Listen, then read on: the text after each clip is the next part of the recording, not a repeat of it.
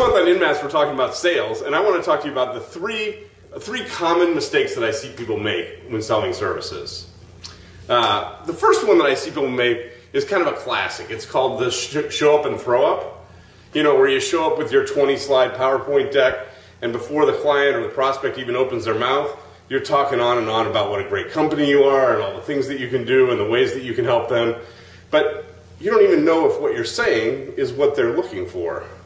And so I usually coach people to think a little bit more slowly, kind of turn it around. Before you talk, you really need the prospect to do some talking. Ask some questions. Hey, what is it that you invited us in to talk about? What's the concern or problems that you're having that leads you to think that we need to have a conversation?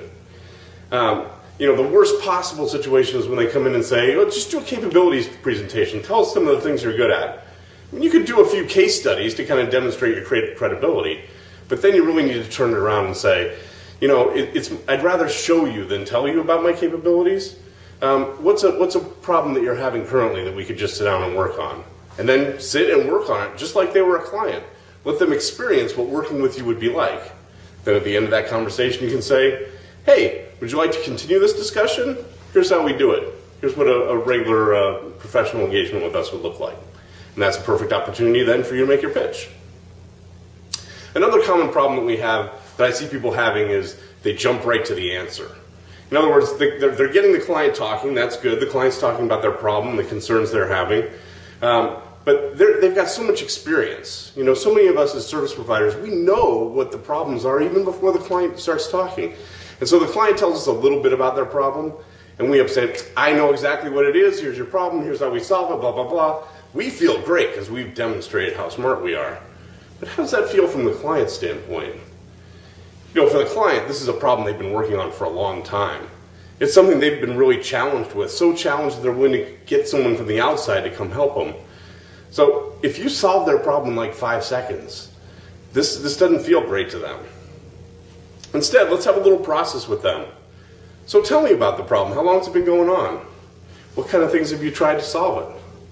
You know, if the problem keeps going like this, where's it headed? What's going to happen for you?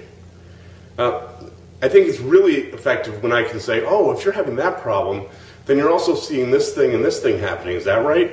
You know, those are actually related.